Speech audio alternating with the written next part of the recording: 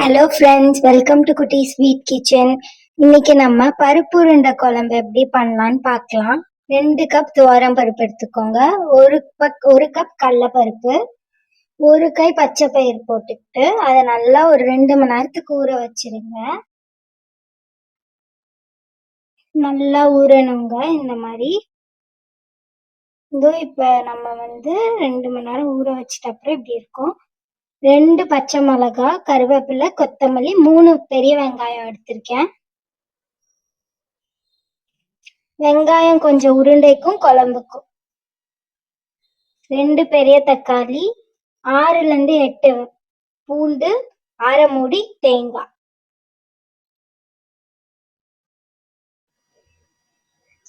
5 காஞ்ச மிளகாய்.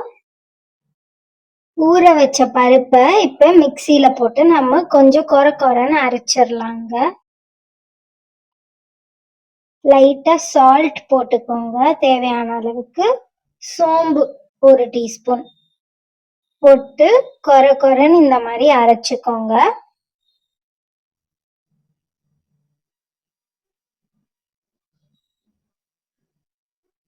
இப்ப அரைச்சதை ஒரு தனி கிண்ணத்துல எடுத்து போட்டுடலாம்.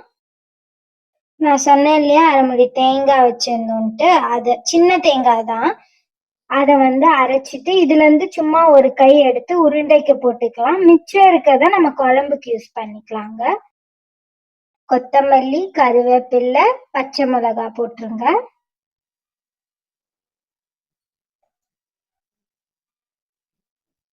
கருவேப்பிலை, கொத்தமல்லி நம்ம குழம்புக்கு போடுவோம். சும்மா அரை வெங்காயம், நம்ம 3ல கட் பண்ணதுல இருந்து ஒரு அரை வெங்காயத்தை நம்ம இதுல போட்டுக்கலாங்க.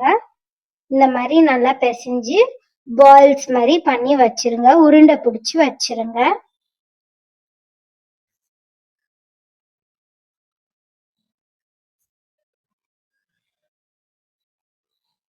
ப்ளீஸ் சப்ஸ்கிரைப் பண்ணிட்டு கொஞ்சம் பாருங்க, எங்களை சப்போர்ட் பண்ணுங்க. இந்த மாதிரி இப்போ ஃபுல்லா உருண்டை பிடிச்சி வச்சாச்சுங்க. 10 நிமிஷம் நம்ம இட்லி குண்டான்ல போட்டு ஸ்டீம் பண்ணி அவிச்சு எடுத்துடலாம். இப்ப அந்த மீந்த கொஞ்சம் தேங்காய் இருந்தது இல்லையா, அதுல லைட்டா தண்ணி ஊத்தி கோகோனட் பேஸ்ட் மாதிரி புளிய 10 நிமிஷம் ஊற வச்சுக்கோங்க, சின்ன சைஸ். இப்போ ஒரு கடாயில எண்ணெய் ஊத்திக்கோங்க. வெந்தயம் 1 டீஸ்பூன் போட்டுக்கோங்க. 1 டீஸ்பூன் கடுகு போட்டுக்கோங்க. இப்ப மிச்சம் வச்சிருந்த நம்ம அந்த வெங்காயத்தை, பச்சை மிளகா, அப்புறம் அந்த கருவேப்பிலை எல்லாத்தையும் நம்ம போட்டு வதக்கிடலாங்க.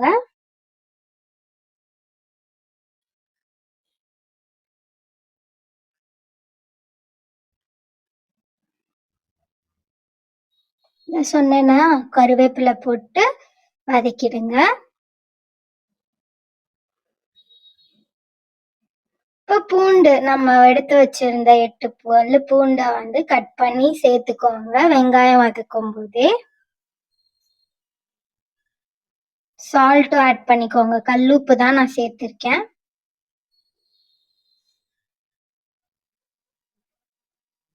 நல்லா எண்ணெயிலே வதங்கட்டுங்க. இப்ப தக்காளியை சேர்த்துருங்க. நல்லா சாஃப்டா ஆகுற வரைக்கும் வதக்கிக்கோங்க. இப்ப தக்காளி வெங்காயத்தோட பச்சை ஸ்மெல் நல்லா போற வரைக்கும் சாஃப்டாக்கி வதக்கிக்கோங்க.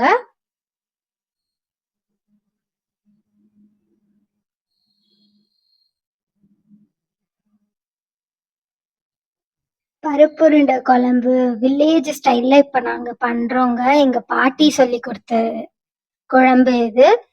2 டீஸ்பூன் மிளகாய் தூள், உங்க காரத்துக்கு ஏற்ப சேர்த்துக்கோங்க. இப்ப நம்ம ஊற வச்சிருந்த புளிய கரைச்சு ஊத்திடலாம். ஒரு 2 வாட்டி கரைச்சு ஊத்திக்கோங்க. சும்மா ஒரு கொதிங்க, ஒரு 5 நிமிஷத்துக்கு விட்ட அப்புறம் இப்ப நம்ம ஆவியில வச்சிருந்த அந்த உருண்டை வெந்துருச்சான்னு பார்த்த அப்புறம் இந்த மாதிரி ஆயில் செப்பரேட் ஆன அப்புறம் நம்ம போடலாம். அதுக்கு முன்னாடி நம்ம அரைச்ச அந்த கோகோனட் பேஸ்ட், அதாவது தேங்காயை சேர்த்துடலாம். இப்போ கொஞ்சம் அந்த தேங்காயோட ஸ்மெல் போயிட்ட அப்புறம் நம்ம உருண்டைகளை போட்டுடலாங்க. இந்த மாதிரி நல்லா கொதி வரட்டுங்க.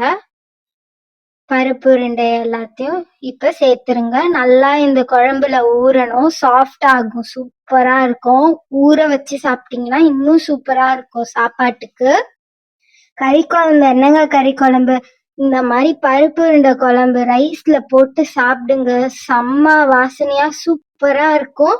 கண்டிப்பா நீங்க எங்களை சப்போர்ட் பண்ணுங்க. தேங்க்ஸ் ஃபார் வாட்சிங்.